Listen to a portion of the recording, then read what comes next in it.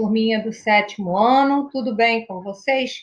Bem, estamos dando sequência à unidade 2, parte 2.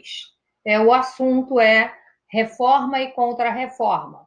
Nós vamos ver nessa unidade a reforma protestante. Tá? A reforma protestante vai começar basicamente com um carinha chamado Martinho Lutero. Quem era ele? Ele era um membro da Igreja Católica, monge, que não estava nada satisfeito com algumas atitudes que vinham ocorrendo dentro da própria igreja.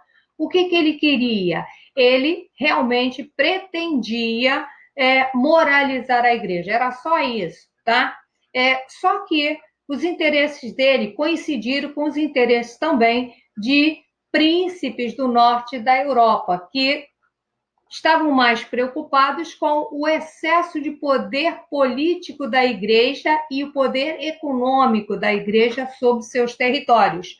Então, nós vamos verificar que vai começar um movimento. Então, ela correspondeu basicamente aos interesses nacionalistas, tá?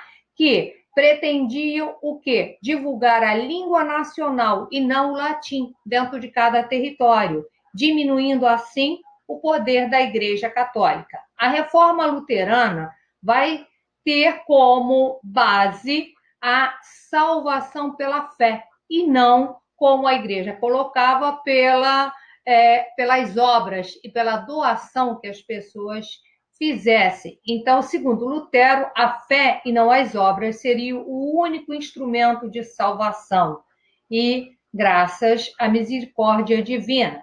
Em 1517, começou um movimento que vai levar ao rompimento entre a Igreja Católica e Martinho Lutero. O que foi isso?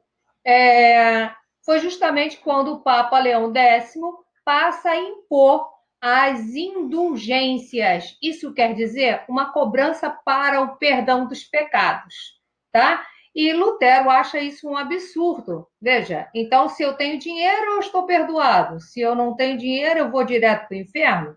Então, começa uma série de movimentos e Lutero se rebela e afixa na porta da igreja, da Catedral de Wittenberg, 95 teses, contestando essa autoridade do Papa ou essa determinação do Papa. Por isso, ele começa a ser perseguido. Não foi para a fogueira por um motivo muito simples, porque a nobreza e a alta burguesia, que tinha interesse em romper com o Papa, passa a apoiá-lo. E aí vai acontecer um rompimento no norte da Europa. Nas áreas onde aconteceu, a área da Alemanha, Suécia, Dinamarca e Noruega. É por isso que lá a religião predominante é o protestantismo, mais tipicamente o luteranismo. Bem, essas ideias foram espalhadas pela Europa e chegaram até um carinha também na França, um carinha chamado João Calvino.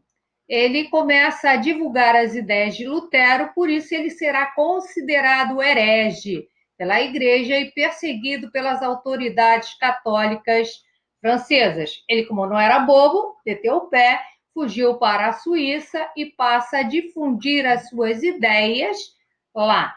A obra que ele difundiu vai ser a instituição da religião cristã.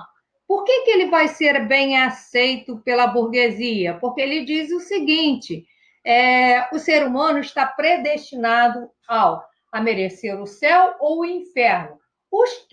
Os bem-sucedidos significa que são os predestinados ao céu. Aqueles que estão numa miséria danada significa que não merecem o céu, portanto, tem que ir direto para o inferno.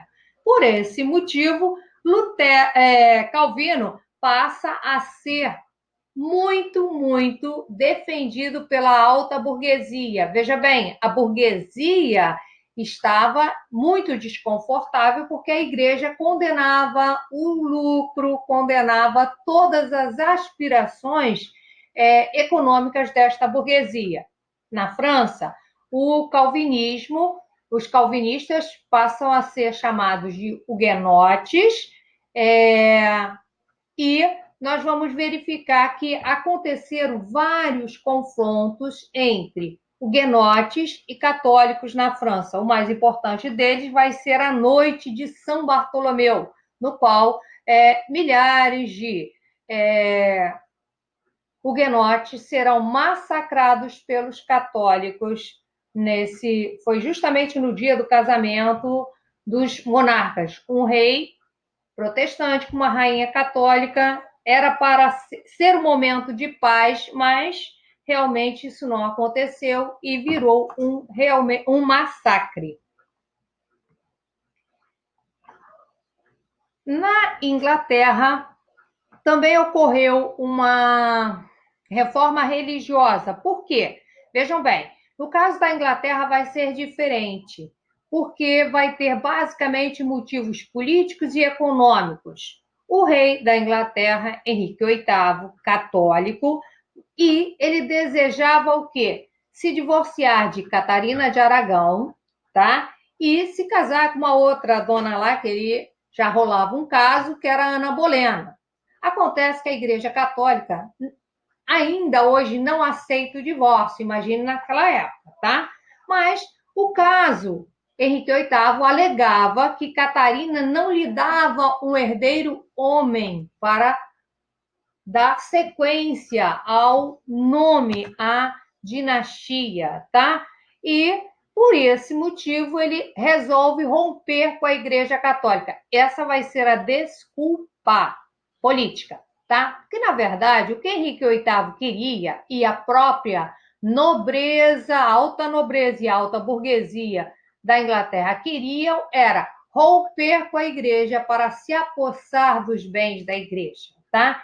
E isso vai acontecer em 1534, quando o parlamento inglês votou o ato de supremacia e cria a Igreja Anglicana. Bem, rompeu com a Igreja, todas as propriedades da Igreja Católica serão confiscados para o rei, e aí o rei doa algumas propriedades a nobres, tá? Mantendo assim a fidelidade eterna, e vende o restante para a alta burguesia. E aí nós passamos a ter uma nobreza togada, isso quer dizer, burgueses que compram o título de nobreza. E com isso o rei torna-se mais poderoso e independente, passa a ter muito, muito dinheiro. Vai ser aí que a Inglaterra torna-se a grande potência naval da época, do século XVI, XVII, e vai seguindo em frente.